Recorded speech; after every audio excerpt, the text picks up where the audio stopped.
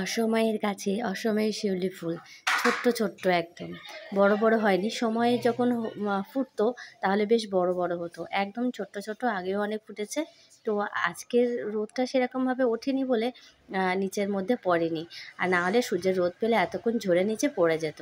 এদিকে মামাও দেখো এসে ফুলটা তুলে দিয়েছে, বার করছি যে স্নান করে ঠাকুর পুজোর সময় ফুলটা তুলছে না, আর এই যে তুলে নিয়েছে। এদিকটা দেখো ফুলগুলো কত সুন্দর হয়েছে। তো এইটা একটুখানি সকালবেলায় না দেখলে মনটা যেন ভালো লাগে না। চাঁদে কী কী ফুল ফুটলো, কী রঙের ফুল ফুটলো, তো এগুলো দেখলে সকালবেলায় মনটা বেশ ভালো হয়ে যায়। চলো এবার নিচের দিকে যাওয়া যাক। সমস্ত কাজ কমপ্লিট করে নিয়েছি মোটামুটি। মামাকে বলেছি যে তুমি ব্রাশ করে নিয়ে তুমি একটুখানি জল বিস্কুট খেয়ে নাও, খেয়ে নিয়ে একটুখানি পড়তে বসা তো নয়, শুধু খেলা খেলা রয়েছে, আবার বই খাতা রয়েছে, পেন্সিল, যা খুশি তাই করে যাচ্ছে। আর এদিকটায় আমি দেখো বালিশের কভারগুলো খালি শুধু খুলে দেয়, ওরগুলোই খোলে, আমাদেরগুলো খুলতে পারে না। কিন্তু ওরটার এই পাশ বালিশটা সেই ছোট্টোবেলা সেই পাশ বালিশ দুটো কী করবো ভাবছি, পরে বড় আর একটু বড় হয়ে গেলে একটা বড় মানে কভারের ভেতরে এই দুটো পাশ বালিশ, ছোটো ছোটো আর সরু সরু, তো এগুলো ঢুকিয়ে দেবো। তাহলে দিলে একটা বড় পাশ বালিশ হয়ে যাবে, কি সুন্দর দেখতে। তো এখন মোটামুটি এইভাবেই চলছে। তাই এটা লাগিয়ে রাখি, ধুলো হয়ে যাচ্ছে, কেমন একটা দেখতে লাগছে, আর ও খালি বারবার খুলে দেয়। তো সেটা নিয়ে যাই হোক, এই কথা বলতে বলতে আজকে ইন্ট্রোটা দেওয়া হয়নি। তো বন্ধুরা, আশা করছি সবাই ভালো আছো, সুস্থ আছো।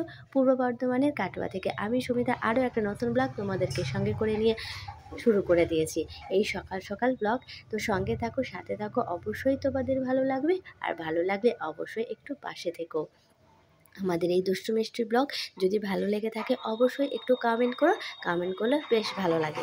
তো চলো, আমার মোটামুটি কাজ কমপ্লিট হয়ে গেছে, এবারে যেতে হবে রান্নাবান্নার দিকে। চলো কি রান্নাবান্না করা যায় তাই তোমাদের সঙ্গে শেয়ারও করে নেব। ওহো, সকালবেলায় কী খেলাম সেটাই তো তোমাদের সঙ্গে শেয়ার করা হলো না।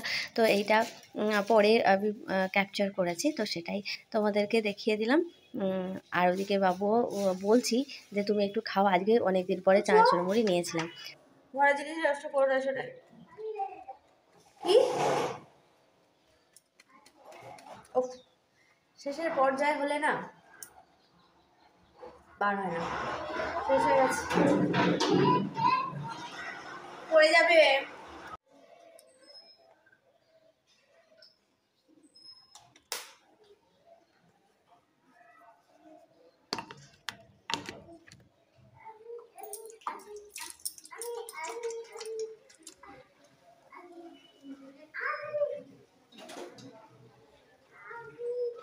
রান্না করতে যাওয়ার আগে প্রতিদিন এটা আমি করি, মুখটা একটু ফ্রেশ করে দিই, দিয়ে একটু টোটালটা লাগিয়ে দিই, দিয়ে তারপরে রান্নাঘরে যাই। তো চলো, নিজের কেয়ার নিজেকেই রাখতে হবে। আর হাতে মুখে জল তো গরমের সময় হয়, যদিও একটু ওয়েদারটা চেঞ্জ হয়েছে বলে একটু শান্তি। তো চলো এবারে রান্নাবান্নার দিকে যাই। রান্নাবান্না কিছুই করবো না, আমি শুধু রান্নাবান্না করে যাচ্ছি। আর হালকা পাতলা রান্না করব ঠিক করে রেখেছি। ফ্রিজের মধ্যে আম রয়েছে, আমটা সেই অনেক দিনই কিনে আনা হয়েছিল, তো সেই আমটা দিয়ে আম ডাল করবো। আর আলু ভাতে দেবো না, আলু ভাতে খেতে ভালো লাগে, কিন্তু প্রায় অনেক দিন ধরে করছি, ভালো লাগছে না, তাই ভাবছি একটু আলু ভাজা করবো। Good morning, welcome back to my channel Sumish ক্রিয়েশনে সবাইকে স্বাগত। আশা করি সবাই ভালো আছো, সুস্থ আছো। আর একটা নতুন দিনে আর একটা নতুন ব্লগে সবাইকে অনেক অনেক ভালোবাসা, অনেক অনেক আন্তরিক শুভেচ্ছা জানিয়ে আরও একটা নতুন ব্লগ শুরু করে দিয়েছি। দেখেছো, আমি যখনই কথা বলবো তখনই এরকম করবে। কি হয়েছে? টিপ পড়েছে মুখে, টিপ পড়েছে, হ্যাঁ দিয়ে পুরো রং করে দিয়েছে। বেশ চলো, রং করতে নেই, চলো। ও দুধ খাবে বলে করছে। সকালবেলায় ম্যাগি করে দিয়েছিলাম, ম্যাগিটা খেয়েছে। আমি তো দেখি চানাচুর মুড়ি আজকে খেলাম।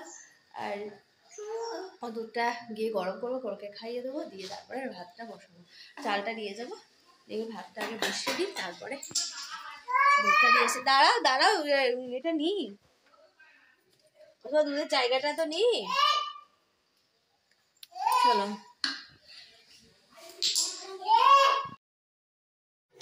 এই যে আমার প্রসিদ্ধ ডাল, মানে আম ডালটা আমি প্রায় দিনই করে থাকি, মানে গরম দিনে পড়লেই একটু আম কাঁচা আমের এটা আমি রেসিপিটা করি। যাই হোক, আম ডালটা করে দিয়েছি, একটু পাতলা পাতলা করে দিয়েছি, আর একটু আলু ভেজে দিয়েছি, দিয়ে একটু নুন মাখিয়ে রেখে দিয়েছি। তো এটাই ঝটপট করে রান্নাবান্না করে স্নান করে একদম ঠাকুর পুজোর সময় চলে এলাম। একটু ঠাকুরকে ফুল দিলাম, ফুলটা সেরকম বিশেষ তো হয়নি, তো নয়নতারার ফুলটাই নিলাম। আর অন্য ফুলগুলো সেই শিউলি ফুলটা ঝরে গেছে, গিয়ে দেখলাম। আর গিয়ে ফুল ঘাস ফুলটা সেটা মামা তুলে নিয়েছিল, আর বাকিটা তুললাম না। আর একটা করে কুঁড়ি আছে, মানে সেই ফুলের ডগায় একটা করে কুঁড়ি আছে, সেই জন্য আর তুললাম না। তো নয়নতারা ফুল দিয়ে পুজোটা সেরে নিলাম। পিঁপড়ে কামড়ালো কেমন, আর একজন দেখো না কি দুষ্টুমি করে যাচ্ছে, কি দুষ্টুমি করে যাচ্ছে। বাবু সেই গেল, এখনো এলো না। রান্না তো করলাম, ওই ডাল করেছি, আম ডাল। আমটা সেই কবে দিয়ে এসেছে, সেই পড়েই ছিল। আম ডাল করেছি, আলু ভেজেছি, ভাত করেছি। কালকে জিগে ছিল ওই, হ্যাঁ ঠিক করলে গো, গায়ে গায়ে হচ্ছে। 1 10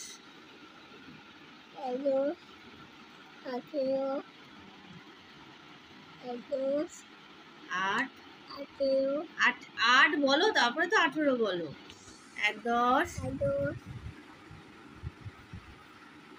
9 19 20 16 20। আস্তে আস্তে, অত জোরে জোরে লিখলে হয়?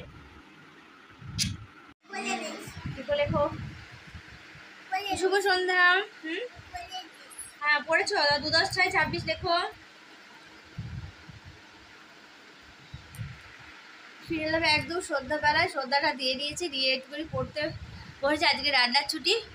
আজকে বাবু বলেছে যে ওয়েদারটা ঠান্ডা ঠান্ডা আছে বলে আজকে আমাদের মুড়ি খাবে, চপ দিয়ে আসতে বলেছি।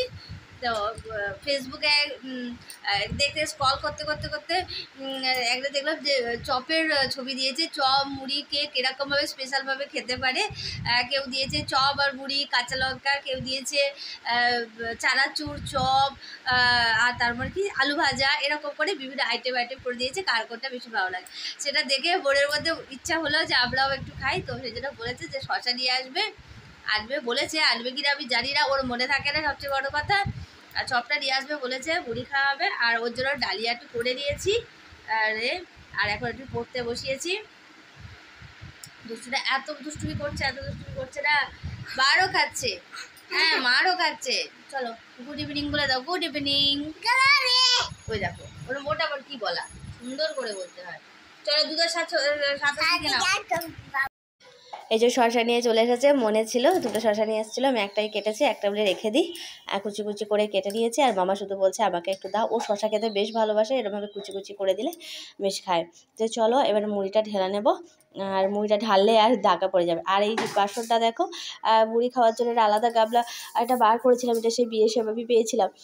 তো এইটা হচ্ছে কি সে কেমন যেন কালো কালো দাগ হয়ে যায়, যতই সেই তেঁতুল দিয়ে পরিষ্কার করি না কেন কেমন একটা দাগ হয়, মানে উঠতেও আর চায় না। যাই হোক চলো, মুড়ি চানাচুর শশা দিয়ে দিয়েছি, একটু তেলও দিয়ে দিয়েছি, আর এই যে গরম গরম চপ। তো এটা দিয়ে ভালো করে মাখাবো, মাখিয়ে আজকের ব্লগটা আমি এখানে এইভাবেই শেষ করে দেবো। আর আমার বুড়িমা দেখেছো কেরকম পাটা ছড়িয়ে পায়ের ওপর পা রেখে, ও প্রায় সময় ভাতও খায় ওরকমভাবে পায়ের ওপর পা রেখে পা ছড়িয়ে বুড়িদের মতো বসে বসে খায়। যাই হোক বন্ধুরা, আজকের ব্লগটা কেমন লাগলো অবশ্যই তোমাদের ভালো লেগেছে। ভালো লাগলে অবশ্যই পাশে থেকো, ভালো থেকো, সুস্থ থেকো। টাটা।